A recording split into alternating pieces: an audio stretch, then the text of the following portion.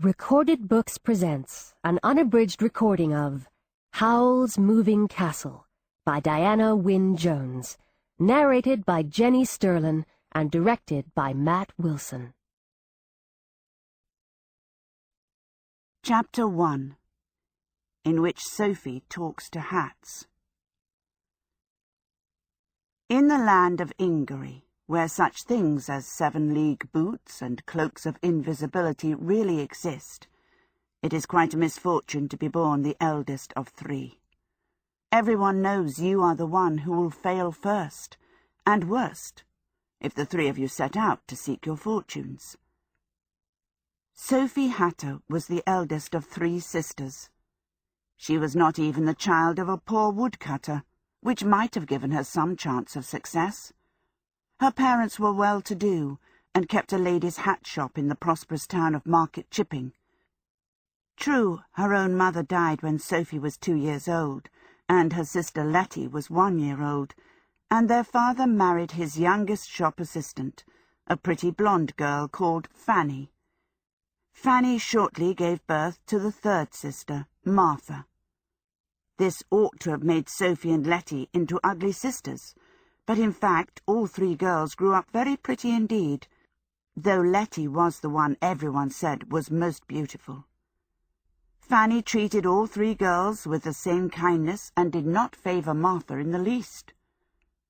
Mr. Hatter was proud of his 3 daughters, and sent them all to the best school in town. Sophie was the most studious. She read a great deal, and very soon realized how little chance she had of an interesting future. It was a disappointment to her, but she was still happy enough, looking after her sisters and grooming Martha to seek her fortune when the time came. Since Fanny was always busy in the shop, Sophie was the one who looked after the younger 2. There was a certain amount of screaming and hair-pulling between those younger 2. Letty was by no means resigned to being the one who, next to Sophie, was bound to be the least successful. "It's not fair," Letty would shout. "Why should Martha have the best of it just because she was born the youngest? I shall marry a prince, so there." To which Martha always retorted that she would end up disgustingly rich without having to marry anybody. Then Sophie would have to drag them apart and mend their clothes. She was very deft with her needle. As time went on, she made clothes for her sisters too. There was one deep rose outfit she made for Letty, the May Day before this story really starts, which Fanny said looked as if it had come from the most expensive shop in Kingsbury. About this time, everyone began talking of the Witch of the Waste again. It was said the witch had threatened the life of the king's daughter, and that the king had commanded his personal magician, Wizard Solomon, to go into the waste and deal with the witch. And it seemed that Wizard Solomon had not only failed to deal with the witch, he had got himself killed by her.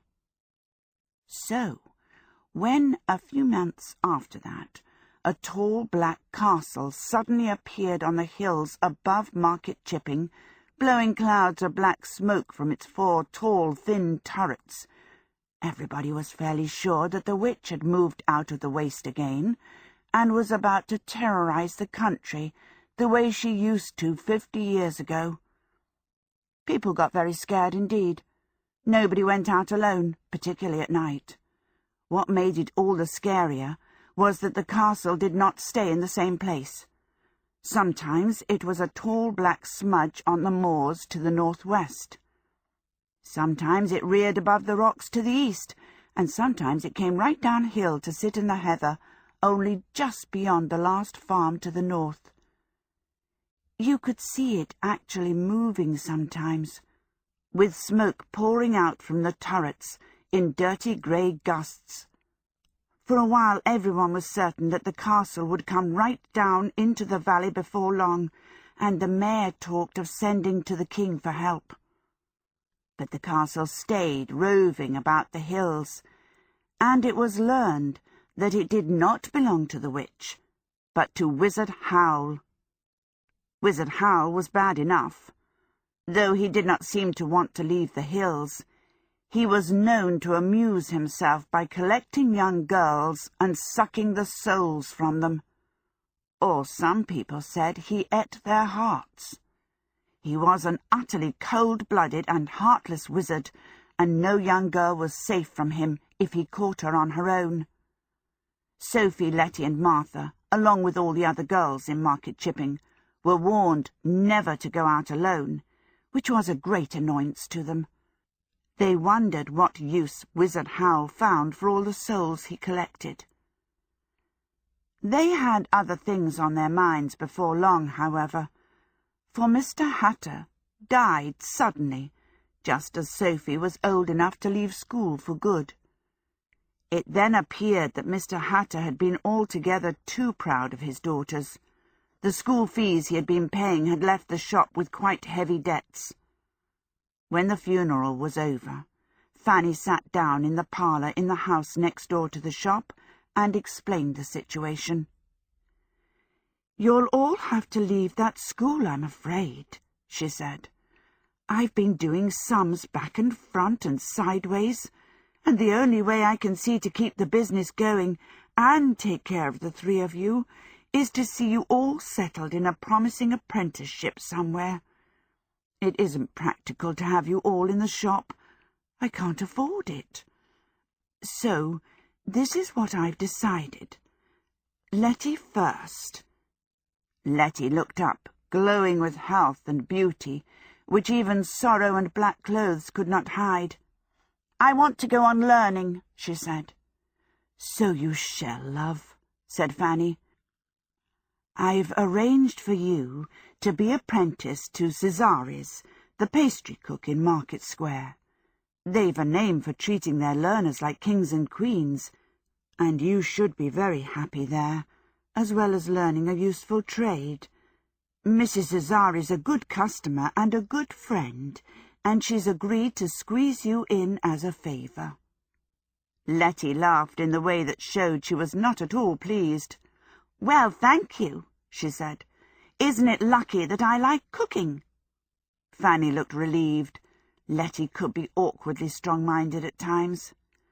"Now, Martha," she said, "I know you're full young to go out to work, so I've thought round for something that would give you a long, quiet apprenticeship and go on being useful to you, whatever you decide to do after that.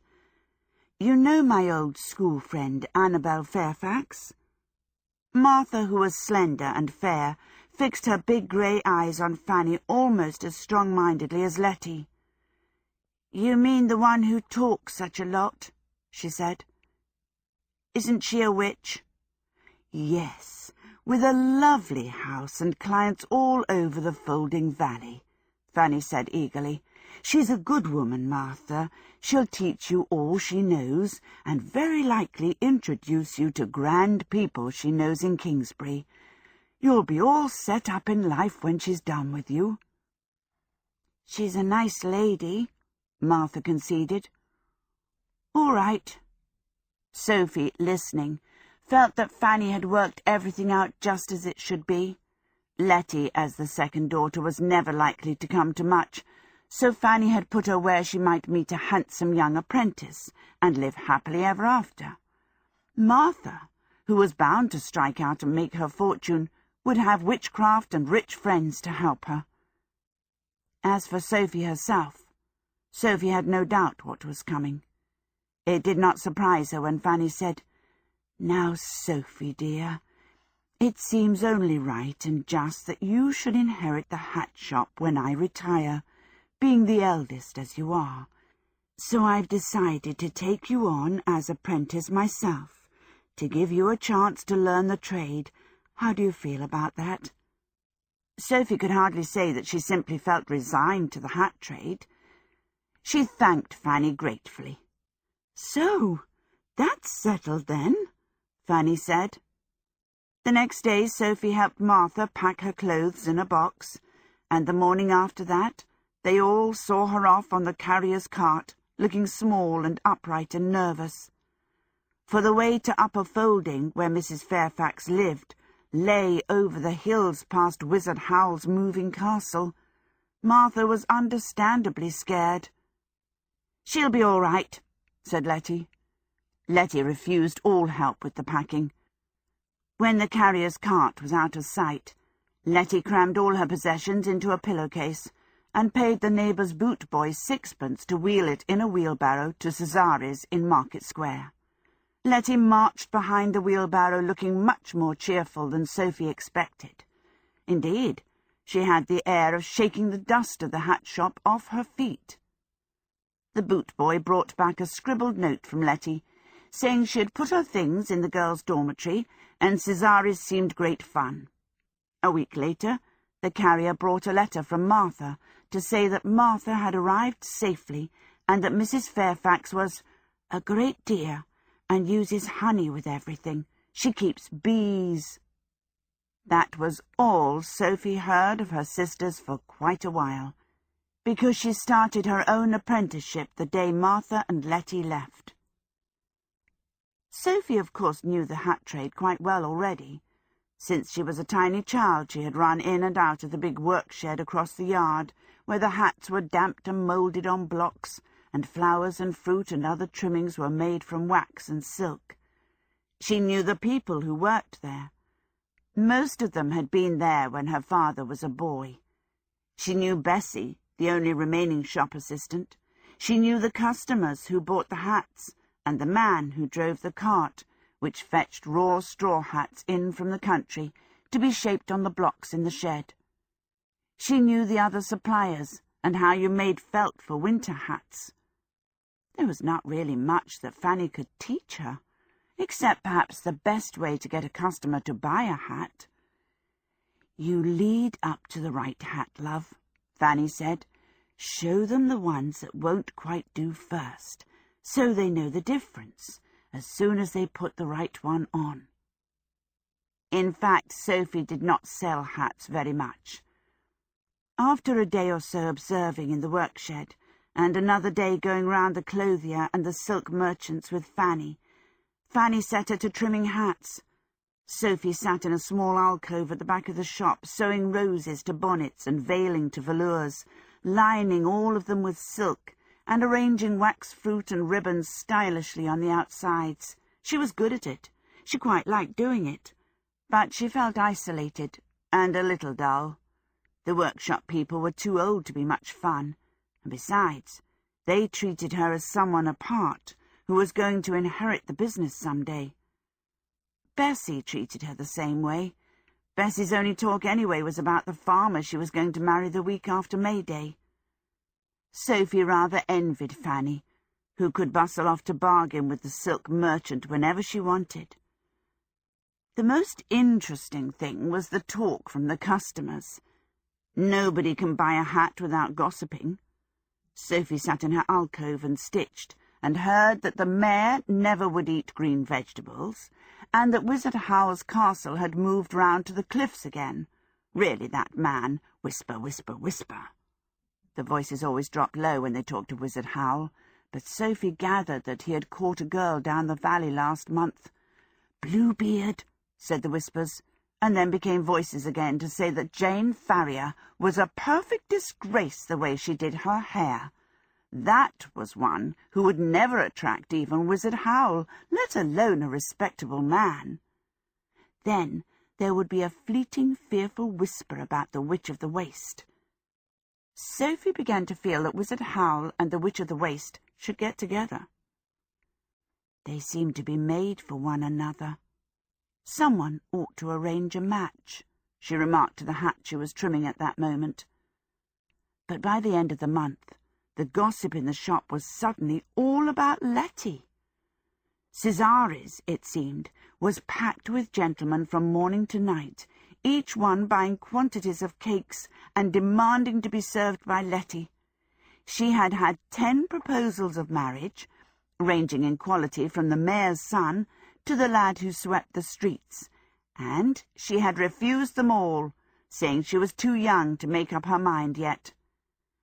"I call that sensible of her," Sophie said to a bonnet she was pleating silk into. Fanny was pleased with this news. "I knew she'd be all right," she said happily. It occurred to Sophie that Fanny was glad Letty was no longer around. "Letty's bad for custom," she told the bonnet, pleating away at mushroom-coloured silk. "She would make even you look glamorous, you dowdy old thing. Other ladies look at Letty and despair." Sophie talked to hats more and more as weeks went by. There was no one else much to talk to. Fanny was out bargaining or trying to whip up custom much of the day, and Bessie was busy serving and telling everyone her wedding plans. Sophie got into the habit of putting each hat on its stand as she finished it, where it sat, looking almost like a head without a body, and pausing while she told the hat what the body under it ought to be like. She flattered the hats a bit, because you should flatter customers. "You have mysterious allure," she told one that was all veiling with hidden twinkles. To a wide creamy hat with roses under the brim she said, "You are going to have to marry money." And to a caterpillar green straw with a curly green feather she said, "You are young as a spring leaf." She told pink bonnets they had dimpled charm, and smart hats trimmed with velvet that they were witty. She told the mushroom-pleated bonnet, "You have a heart of gold, and someone in a high position will see it and fall in love with you." This was because she was sorry for that particular bonnet. It looked so fussy and plain. Jane Farrier came into the shop next day and bought it. Her hair did look a little strange, Sophie thought, peeping out of her alcove, as if Jane had wound it round a row of pokers. It seemed a pity she had chosen that bonnet. But everyone seemed to be buying hats and bonnets around then. Maybe it was Fanny's sales talk, or maybe it was spring coming on, but the hat trade was definitely picking up. Fanny began to say a little guiltily, "I think I shouldn't have been in such a hurry to get Martha and Letty placed out. At this rate, we might have managed." There was so much custom as April drew on toward May Day that Sophie had to put on a demure grey dress and help in the shop too. But such was the demand that she was hard at trimming hats in between customers, and every evening she took them next door to the house, where she worked by lamplight far into the night in order to have hats to sell the next day. Caterpillar green hats like the one the mayor's wife had were much called for, and so were pink bonnets.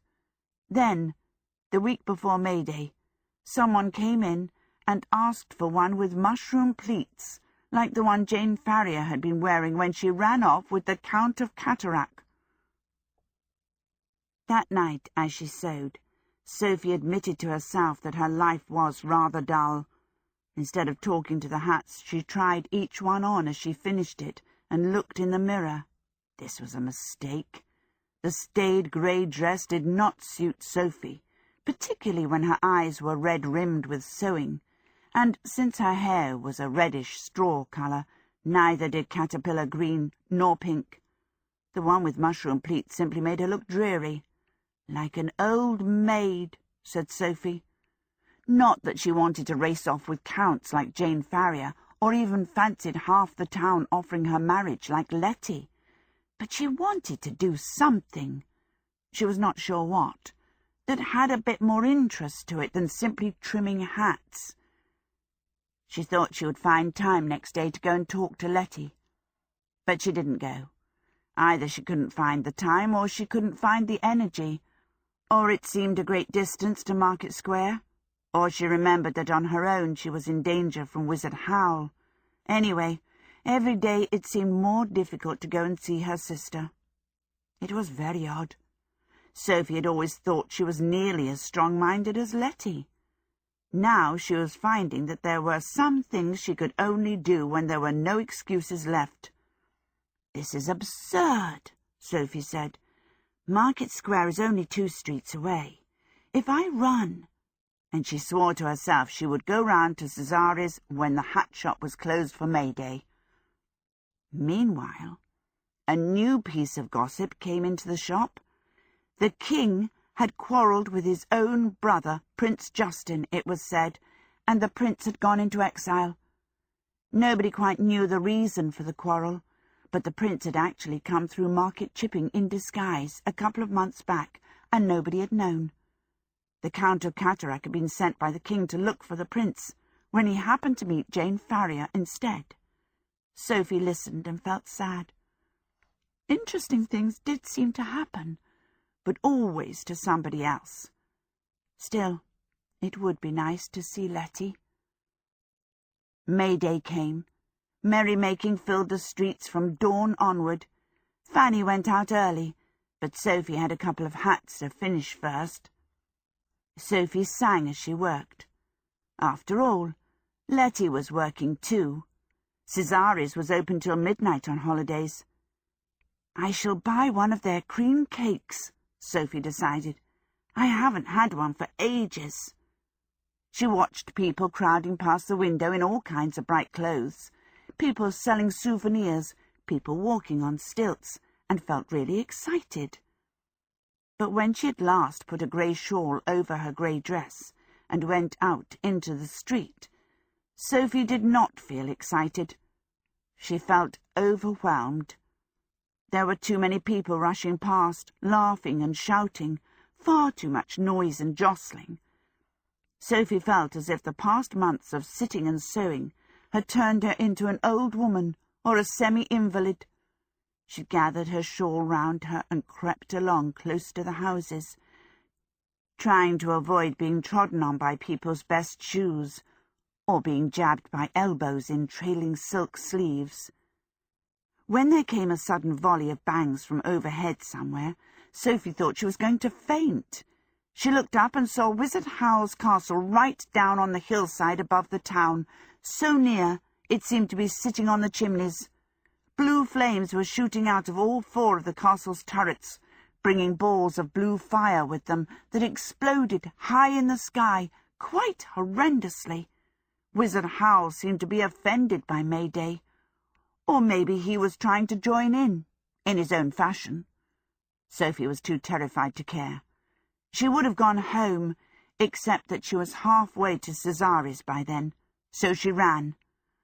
"What made me think I wanted life to be interesting?" she asked as she ran. "I'd be far too scared.